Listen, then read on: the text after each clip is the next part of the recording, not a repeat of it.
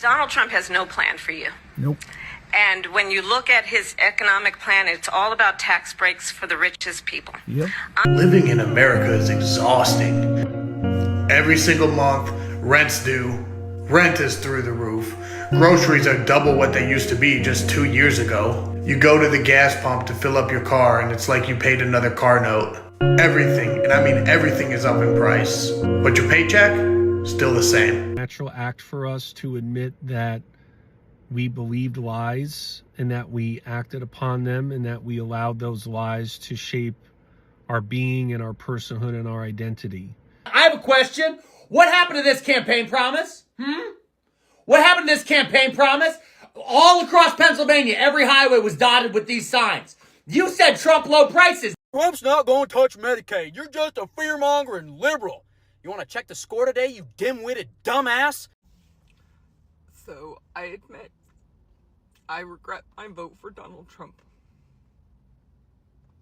I regret it because I needed these changes sooner. I needed the prices to go down sooner. A very good morning, good afternoon, good evening from wherever you're watching us from. This is Awakened Africa and I'm your host, Dem. So, guys, I have a question here before I start this video. And what happens when political promises crash headfirst into reality? Okay, today we're going to dive into something heavy, something raw. We're going to talk about the growing wave of regret sweeping through communities that once rallied behind the MAGA movement. Now listen up. This isn't about I told you so. This is about understanding how policies like tariffs, raising prices, and a widening wealth gap are directly impacting people who believed they were voting for economic change. Some Trump voters are now finding themselves in grocery stores doing math with spaghetti, sauce prices, and gas pumps that feel like mortgage payments. And what's worse, a lot of them didn't think it would happen to them. This video is a reaction and a commentary of a series of clips and commentaries from, of course, former Trump supporters and who are opening up about the financial toll they're experiencing and the painful realization that their vote might have backfired. So guys, buckle up, grab your cup of coffee, maybe tea, grab your popcorn, sit back, relax, and let us watch this video to the very end. Subscribe, like, comment, and share. I'll be coming. Look, they don't regret voting for Trump, and they never will. The only thing that they will ever regret is that Trump hurt them the same way he's hurting everyone else. So Trump wants us to start buying American product. Well, let's look at this in the supermarket at ShopRite. These are product of USA red peppers. Look at the quality of these peppers. And then product of Mexico, they're a little more expensive. Look at these peppers. Again, yellow peppers of Mexico, look at these peppers. And look at the peppers of America. Donald Trump admits he couldn't care less if prices go up because of his tariffs. In fact, he says he hopes they do. Now, we've come a long way from prices are going to drop on day one. Now, this took place during a recent NBC interview where Donald Trump was pressed on whether or not he told auto execs not to raise their prices. And eventually he just blurted out, look, I don't care if they do. I hope they do. Here you go. In an unreleased interview, Donald Trump tells NBC he couldn't care less about auto prices. Yeah. We've come a long way from prices down on day one, like I said. And we tried to tell you, Trump supporters, this man does not care about you. He does not give a flying flip about anybody but himself. And we have gone from, I'm going to get your prices down on day one, to maybe tariffs will, maybe they won't cause inflation. There's going to be some small pain. Now it's, I hope they do. I hope they do go up. I don't really care. Why should he care? He doesn't feel our pain. The people around him, the billionaires in his cabinet, don't feel our pain. I hate to say I told you so, but here we are. Miami, Florida. Spring break. Businesses are complaining that they are not seeing the revenue that they typically see this time of the year. That's because spring breakers have found elsewhere to go. There's an over police presence. There are curfews put in place. Those spring breakers found somewhere else to go where they can go enjoy themselves and not have to deal with all that drama. That's the point of spring break, the point of a vacation. Trash left behind, you hire people to clean that stuff up. You can't have it one way, and that's y'all's problem. Y'all want it one way. And I used to love going to Miami. But now, I just don't. Yeah, red state makes sense. Good afternoon, Senator Tillis. That's how northern warbears think about you southern white trash. That's what the ones who won the Civil War think about you. Do you understand that inferior bad genes, inbred stupid, you and all your people? Yeah, Tom Tillis, afraid of death threats. Then get the out of office. I would like to talk to Tom Tillis and ask him why he thinks it's okay for him to take money from this nation and it over.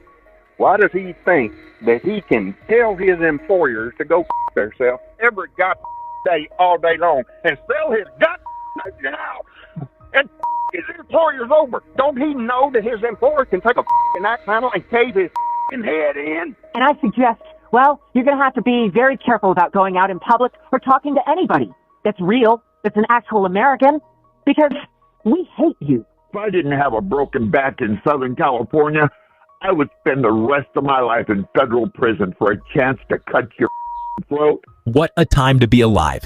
And by alive, I don't mean thriving, flourishing, or skipping down the sidewalk humming a tune. I mean barely holding it together while watching the political equivalent of a slow-motion car crash, except the passengers actually voted for the driver.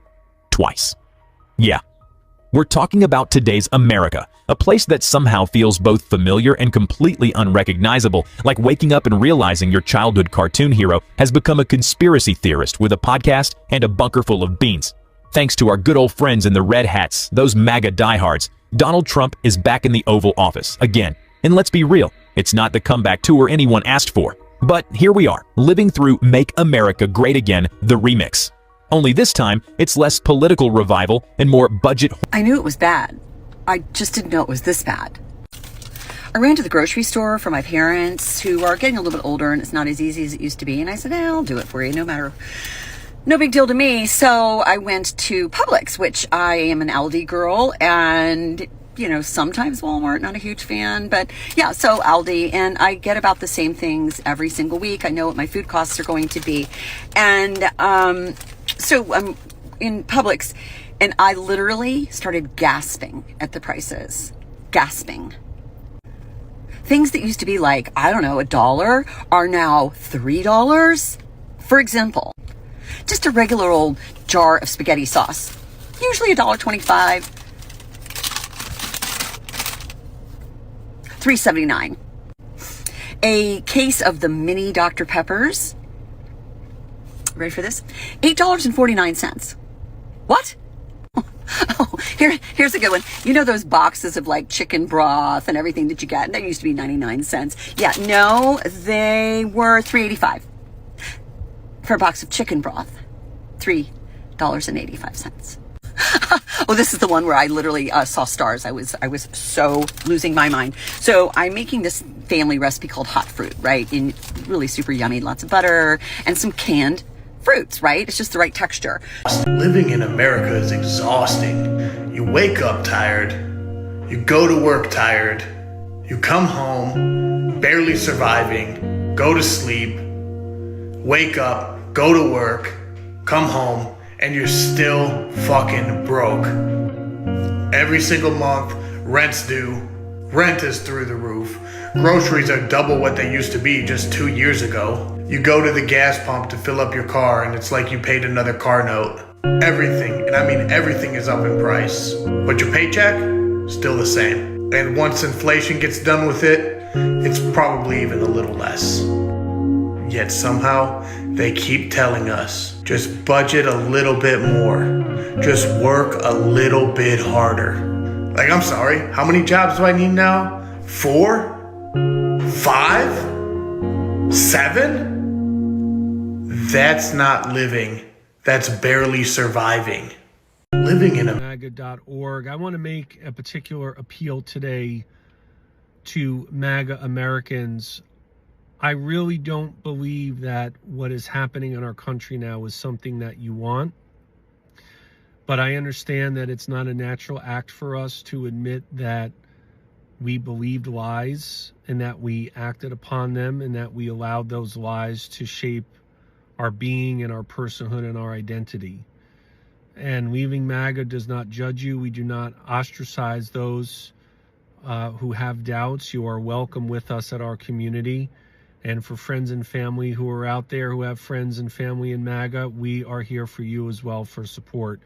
Make sure that you follow us at our socials, leavingmaga.org. Get on our newsletter. Make sure you're subscribing. Empathy is much more preferable than scorn. Thanks so much, everyone. Appreciate your support. Take a listen to these women and tell me if you believe anything that they're saying. Hi, everyone. So I'm with one of my really good friends. She voted for Trump. Regret. And you know what? Well, yes. But guess what? It's not time for us to do that.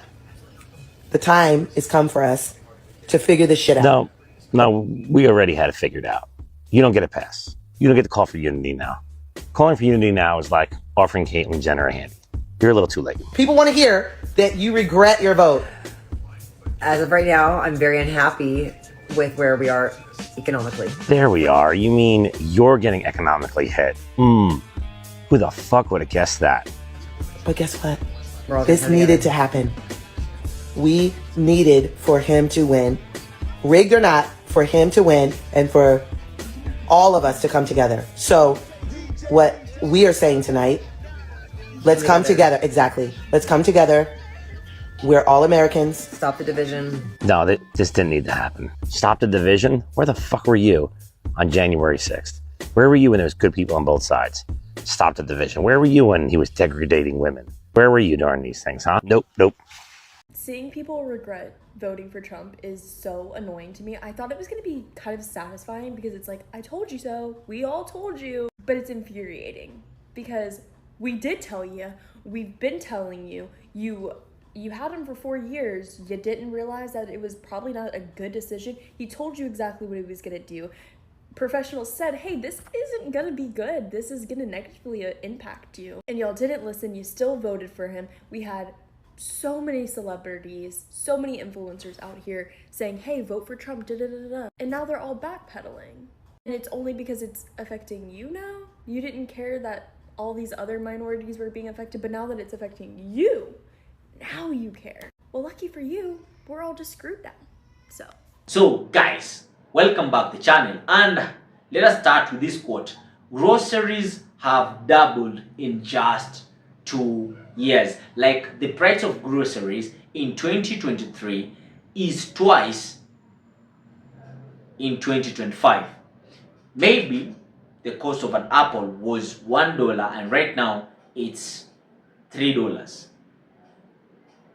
or $3.50 or $2.50, like twice the previous price 2 years ago. We are someone who was saying that they're still broke, barely making it, and it's not because they are lazy. It's because the cost of living has gone through the roof. It has skyrocketed. Spaghetti sauce from $1.25 to $3.79. Chicken broth from 99 cents to $3.85. That's not inflation. That's economic whiplash, right? So, and what's the main culprit being named? Tariffs. The very same tariffs Trump said pushing Americans at home, right? Guys, these voters here, listen up, were promised lower prices on day one, but instead they got higher costs and stagnant wages. Some of them openly admit they thought these policies will only affect others. Mexicans, immigrants, minorities, the people who look like me. And now, while the economic pain has reached their dinner tables, the regret is pouring out. What's even more chilling is that these were avoidable consequences. Economists warned about tariffs. Activists warned about the classism and elitism behind Trump's policy decision. But why didn't they listen? Why? Many of them, of course, didn't listen to anything here. So I saw one comment said it clearly that their hatred was bigger than their own interest, and that hit hard because they didn't want immigrants. They were told that these foreigners were taking their jobs, so most of them might have voted based on the emotions, of course, hate. And let us not forget Trump's own words. He literally said he couldn't care less if prices went up. He even hoped they would. So while billionaires in his cabinet sip champagne, regular folks are crying at the checkout line. This is a moment of reckoning. And it's not just about economics, it's about who we trust, what we believe, and how we protect ourselves from political manipulation. Right? So guys, what lesson do you learn here? Voting based on fear or hate instead of facts will always backfire. If we don't listen to economists, experts, or even basic empathy, we end up paying the price, literally. And now, Americans are paying the price. This is just about a MAGA issue. It's a human issue. When we stop caring about what happens to others, we fail to realize the system will come for us too. To the people now waking up and speaking out, welcome to the club, baby. Right? It's never too late, by the way, to hold power accountable. But next time, you guys must make sound choices with your eyes wide open, not just hearts full of fear. Guys, thank you for watching my video. Thank you for always supporting me. This is Awakened Africa. This is where we put them facts raw, unfiltered.